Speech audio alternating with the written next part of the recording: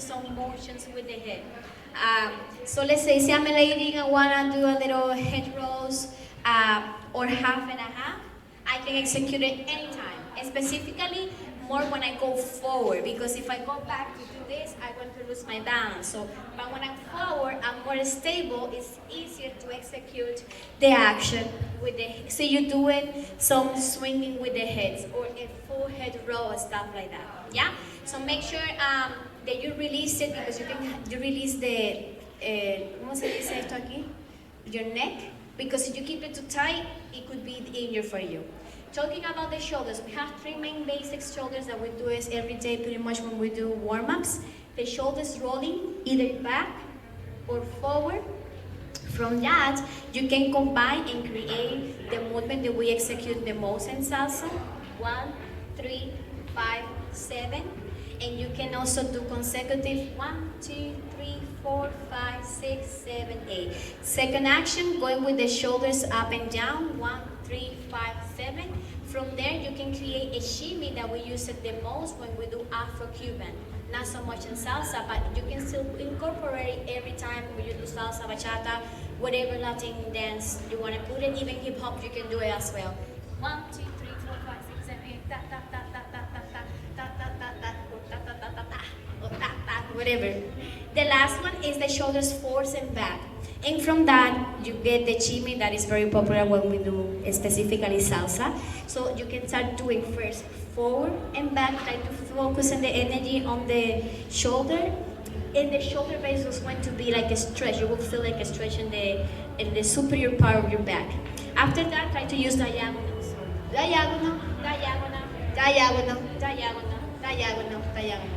More consecutive, you create the shimmy. Remember to keep the elbows a little bit separate from you, specifically between 2 to 3 feet away from you. No higher than that, no closer than that.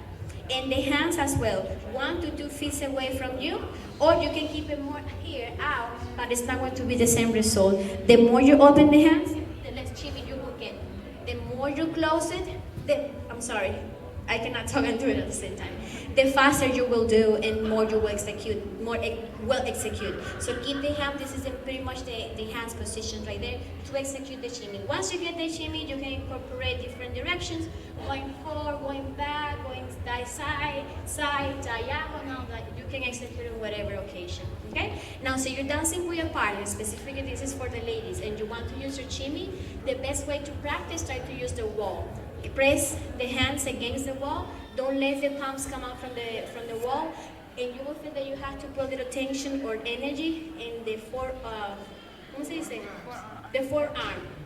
That way you can do the shimmy without moving too much the hands. See, your hands are too relaxed. The movement pass to the guy, and it's not going to be good for him. Next movement, we did the torso. The torso, we saw how to keep the torso two directions. The chest can go forward or up. When you go up, the ribcage are suspended, your throat is suspended, and then you think about you taking a deep breath. That's the action right there. Also, you will feel in the back how the ribcages as well are more up. So you go forward, you don't feel the pressure of the hips. You feel a pressure right here in the ribcage on the back, but you don't feel that they're suspended. How you know that it's suspended? Because you will feel the back and front, that is a gap right there. And then you feel your breast a little bit more up as well. Yeah? So when you get that, you can either going forward or back, you can go around or suspend it around. The suspend is going to help you to create more volume to the movement. The other movement that we saw for the torso, it was going forward and back. I call that a heartbeat because when you do Afro-Cuban, it helps you to create a vibe or more like give a life to your movement. Yeah. So it doesn't matter. So your organs are in function. Is your body, which is your heart, which is the motor, is not assessed. That's it. Yeah. You're not medically. You're not alive. That's what happens here. If the movement of the Afro-Cuban doesn't have this, it's not alive 100%. Yeah, it's not an afro. So you want some flow, so you want something smooth, you want more authentic. Exactly. You use this action. So think about shoulder blades squeeze, chin up, release. And 1, and 3, and 5. 5, and 7. Without so much with the shin and releasing neck, just the chest. 1, 3. But even though I'm reduce the action or the motion of the chin, I don't stop it. I still moving, but I don't exaggerate that much. Makes sense? So you always have to continue the same portion or the same technique, but you might take it from this portion and put it more into the chest now. That way you can create ta ta ta ta or ta ta ta ta. You can create some speaks when you're dancing. Example of that, we saw, for example, when you do wawanko or jambu basics and you go 1, 2, 3, and 5, 6, 7, then you let the hands go together with the torso.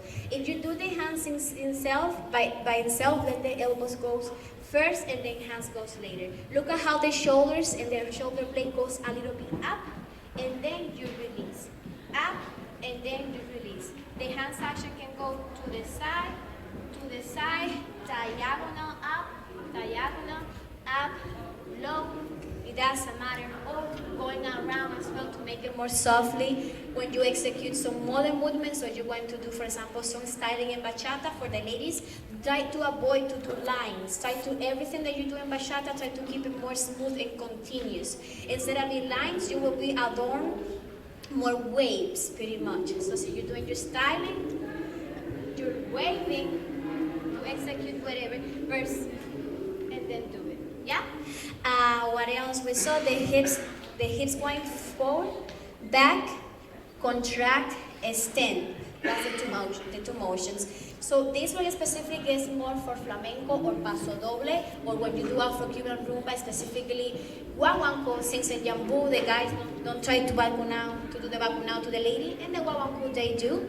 Make sure that the guys, your pelvis really forward, try to feel the pressure in the lower back, and also take your torso back. A little bit diagonal. Is going to help with if you want to do a momentum, or also to execute the angle itself is going to help it to look bigger. So you go here, boom, or here, the actually diagonal is going to help it to look more extravagant. Yeah. So when you go here diagonal, you can go around, come back to your center, continue in your dancing. See you're a lady, you will do it in your 3, 1, 2, 3, releve, look at how the hips are projected diagonally, and from here 4 to go 5, 6, 7. So you're a gentleman, you will do execute your 7. So you go basic 2, 3, 5, 6 diagonal, 7, around 8, and 1, 2, 3, 5, 6, 7. If you're dancing on 2, let me think about 1, 2, 3, 5, 6, 7, 1, 2, 3, 5, 6, 7. Yeah, on your A1, and then step on 2. And then if you're doing a guy's way, I think it will be 4, 5, pretty much. What else? This part here, the contractions, it can help you to do some Afro-Cuban movements as well. Ta, kipa, kipa, kipa. Yeah? Or you can also do some type of rolls for the gentlemen when they do kizomba. Ladies, you will do more backwards, back, and back, and back. Yes? Thank you so much, guys.